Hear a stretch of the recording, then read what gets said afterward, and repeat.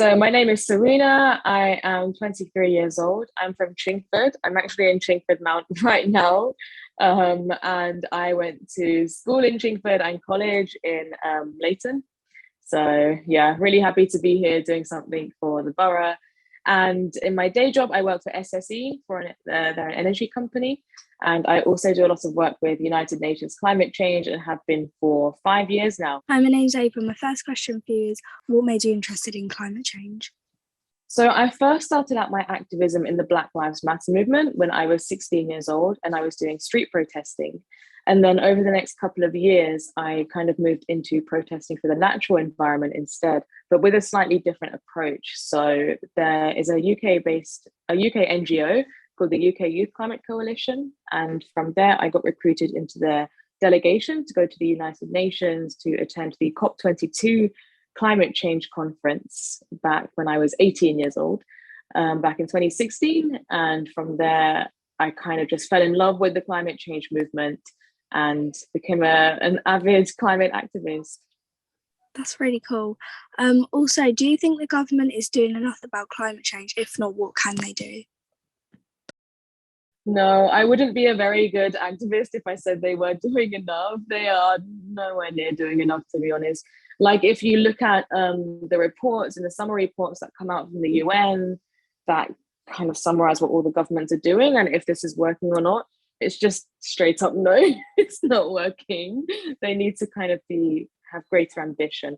And in terms of what they can do to be better, it is just a case of, I guess, putting their money where their mouth is one thing. You know, we need a lot more attention going into these kind of climate mitigation and adaptation programs, you know, money going into the clean energy transition or different technologies that can be used to reduce the impacts of climate change.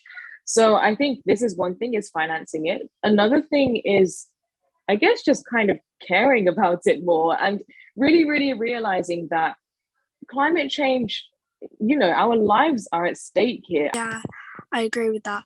What have you done so far to contribute to stopping climate change? Yeah, so one of my main focuses, and it always has been, is raising the youth voice at the table, because it kind of is this whole idea of climate justice where different demographics are very much disproportionately affected by climate change, where those who have contributed the least to the problem are the ones who are really, really suffering the most. And usually I do this in the context of climate, of kind of developing and developed countries and working with the young people in these different countries, but then young people specifically, because also as young people who haven't really done much to cause the crisis, we're the ones who have had our futures completely lost. So that's why I like to really, really work with them. One of my main projects at the moment is the 16th UN Climate Change Conference of Youth. And this is basically the official COP26 Youth Conference. And what this is doing is building capacity, empowering young people from all over the world, and also building up their skills, building up their knowledge. We have a green jobs fair, so connecting them with future employers in green jobs to actually then go on and make a difference in society. So all of this is really, really key to raising our generation, because at the end of the day, we are the next generation of leaders, the next CEOs, the next prime ministers, the next just leaders in everything, really. So that's really, really key. If we want to make change, the next generation of leaders has to be, you know, educated and empowered to take action on the issue. How can Waltham Forest be more involved in climate activism? Okay, so for Waltham Forest, I think because Waltham Forest is an amazing borough, we have so much nature around us.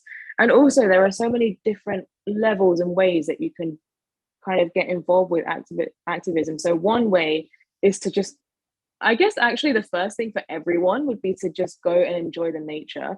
Because once you have this connection with the natural environment and what's surrounding you, then it can kind of really start to impact your thoughts quite deeply and affect your kind of relationship and how you feel about it and how important it is to you.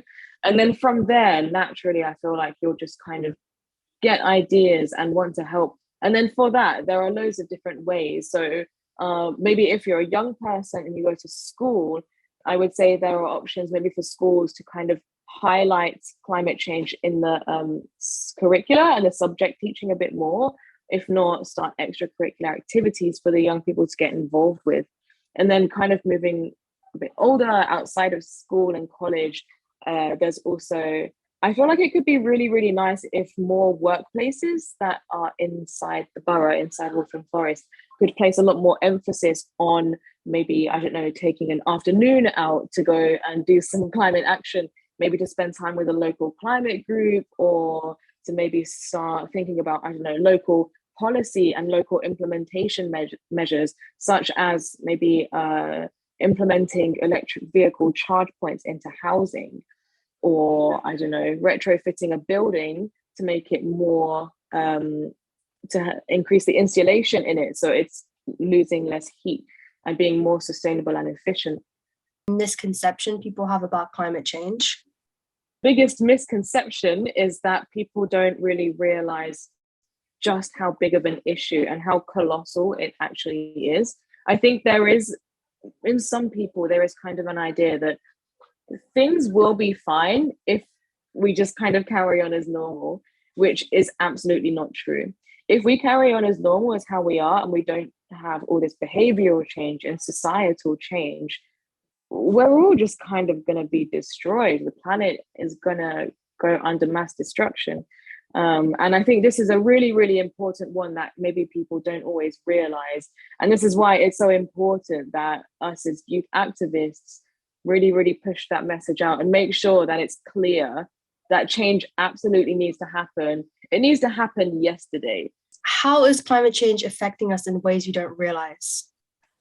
In ways we don't realize. So I guess for us, speaking a bit more personally, for us kind of living in London, living in the UK, we don't feel the impact as much as, say, someone living on a tropical island or a very small island that's still developing, what we call small island developing states.